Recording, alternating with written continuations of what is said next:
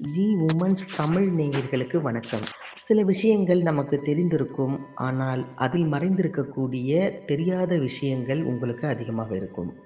அதேபோல் ஆன்மீகத்தில் சில விஷயங்களை காற்றுப்போக்கில் கேட்டிருப்பீர்கள் அல்லது பிறர் சொல்ல கேட்டிருப்பீர்கள். ஆனால் உண்மையில் என்ன ஐதீகம், என்ன மரபு, அதில் மறைந்திருக்கக்கூடிய ரகசியம் என்ன என்பதையெல்லாம் இந்த பதிவில் நீங்கள் தெரிந்து கொள்ளலாம். அதாவது காசியில் ஒரு வகையான 5 பேரை எரிக்க மாட்டார்களாம். அதில் என்ன விதமான மரபு மறைந்திருக்கிறது? ஆன்மீகம் சம்பந்தப்பட்ட அந்த விஷயம் என்ன? இதைத்தான் இந்த பதிவில் பார்க்க போகிறோம். அதாவது இந்துக்களின் மிக புனிதமான தலங்களில் ஒன்றாக போற்றப்படும் வாரணாசியில் உள்ள காசியில் உலகின் பழமையான ஆன்மீக நகரங்களில் ஒன்றாக அது கருதப்படுகிறது. சிவபெருமானின் நகரம், மோட்சம் தரும் தலம், ஆன்மீக தலைநகரம் என்று பல பெயர்களால் இந்த நகரம் போற்றப்படுகிறது. கங்கை நதியின் கரையில் அமைந்துள்ள இந்த புனித நகரத்தில் மரணம் அடைந்து தகனம் செய்யப்பட்டால் ஆத்மா முக்தி பெறும் என்று இந்துக்கள் ஆழமாக நம்பிக்கை வைத்திருக்கிறார்கள். வாழ்நாளின் இறுதியில் பலர் காசிக்கு சென்று தங்க விரும்புவதும் இதனால்தான்.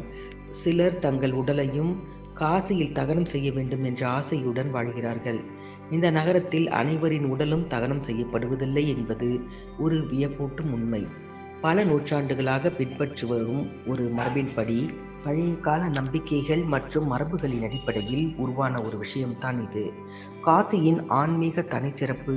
காசி என்பது வெறும் நகரமல்ல, அது பக்தியின் மையம், ஆன்மீக விழிப்புணர்வின் தலம், முக்தியை நாடும் ஆத்மாக்களின் இறுதி பயணம் என்று கருதப்படுகிறது. இந்த நகரத்தில் நடைபெறும் ஒவ்வொரு மரபும் ஒரு ஆழமான ஆன்மீக உணர்வையும் வாழ்க்கை தத்துவத்தையும் எடுத்து காட்டுகிறது. அதனால்தான் ஆயிரக்கணக்கான ஆண்டுகளாக காசி உலகின் ஆன்மீக ஒளியாக திகழ்கிறது. பல நூற்றாண்டுகளாக வரும் ஒரு மரபின்படி 5 வகையான நபர்களின் உடல்கள் காசியில் தகனம் செய்யப்படுவதில்லை. இந்த மரபுகளுக்கு பின்னால் ஆன்மீகமும் தத்துவமும் சமூக காரணங்களும் இருக்கின்றன. அந்த 5 வகையானவர்கள் யார் என்பதை விரிவாக பார்ப்போம். முதலாவதாக 12 வயதுக்குள் மரணிக்கும் குழந்தைகள். இவர்கள் தூய்மையான ஆன்மாக்களாக கருதப்படுகிறார்கள். அவர்கள் பாவமற்றவர்கள், உலக ஆசைகளால் பாதிக்கப்படாதவர்கள், தெய்வீகமான ஆன்மா கொண்டவர்கள். இந்த காரணத்தினால் அவர்கள் இன்னும் கர்ம பந்தங்களில் முழுமையாக சிக்காத ஆத்மாக்கள் என்று பார்க்கப்படுகிறார்கள். இதன் காரணமாக அவர்களின் உடல்கள் தகனம் செய்யப்படாமல் கங்கை நதியில் ஜலசமாதி செய்யப்படுகிறது. அடுத்து சாதுக்கள் மற்றும் துறவிகள். இவர்கள் உலக வாழ்க்கையை விட்டு விலகி ஆன்மீக பாதையில் முழுமையாக தங்களை அர்ப்பணித்தவர்கள். அவர்கள் ஆசை இல்லாமல் வாழ்கிறார்கள், உலக பந்தங்களை துறந்தவர்கள், இறைவனை மட்டுமே நோக்கமாக கொண்டவர்கள். இதனால் அவர்கள் வாழ்நாளிலேயே முக்தி நிலையை அடைந்தவர்கள் என்று நம்பப்படுகிறது. அவர்களின் உடல்கள் பொதுவாக பூமியில் சமாதி செய்யப்படுகின்றன அல்லது சில சமயங்களில் கங்கையில் விடப்படுகின்றன. அடுத்து கர்ப்பிணி பெண்கள். கர்ப்பிணி பெண்களை பொறுத்தவரை ஒரு கர்ப்பிணி பெண் மரணம் அடைந்தால் அவரது உடலில் 2 உயிர்களின் நிலை இருப்பதாக கருதப்படுகிறது.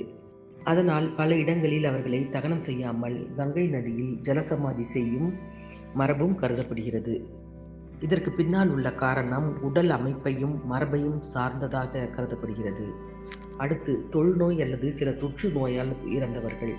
பழைய காலங்களில் சுகாதார வசதிகள் குறைவாக இருந்ததால் நோய்கள் மற்றவர்களுக்கு பரவாமல் இருக்க சமூக பாதுகாப்பு காரணங்களுக்காக இந்த நபர்களின் உடல்கள் சில நேரங்களில் தகனம் செய்யப்படாமல் கங்கையில் விடப்படுவது அல்லது அடக்கம் செய்யப்படுவது போன்ற நடைமுறைகள் இருந்தன. இது பெரும்பாலும் பழங்கால சமூக மற்றும் சுகாதார காரணங்களால் ஏற்பட்ட மரபாக பார்க்கப்படுகிறது. அடுத்து பாம்பு கடித்து இறந்தவர்கள். பழைய நம்பிக்கைகளின்படி பாம்பு கடித்தவர்களில் சிலர் முழுமையாக இறந்தவர்கள் அல்லாமல் சில நேரங்களில் மீண்டும் உயிர் பெறும் வாய்ப்பு இருக்கலாம் என்று கருதப்பட்டது. அதனால் அவர்கள் உடல்கள் உடனடியாக தகனம் செய்யப்படாமல் நீரில் விடப்படுவது போன்ற நடைமுறைகள் சில இடங்களில் இருந்ததாக கூறப்படுகிறது. இது முழுமையாக பழைய கால நம்பிக்கைகள் மற்றும் மரபுகளின் அடிப்படையில் உருவான ஒன்று. காசியின் ஆன்மீக தனி சிறப்பு என்பது காசி வெறும் நகரம் மட்டுமல்ல, பக்தியின் மையம், ஆன்மீக விழிப்புணர்வின் தலம், முக்தியை நாடும் ஆத்மாக்களின் இறுதி பயணம் என்று கருதப்படுகிறது. இந்த நகரத்தில் நடைபெறும் ஒவ்வொரு மரபும் ஒரு ஆழமான ஆன்மீக உணர்வையும் வாழ்க்கை தத்துவத்தையும் எடுத்து காட்டுகிறது. அதனால்தான் ஆயிரக்கணக்கான ஆண்டுகளாக காசி உலகின் ஆன்மீக ஒளியாக விளங்குகிறது.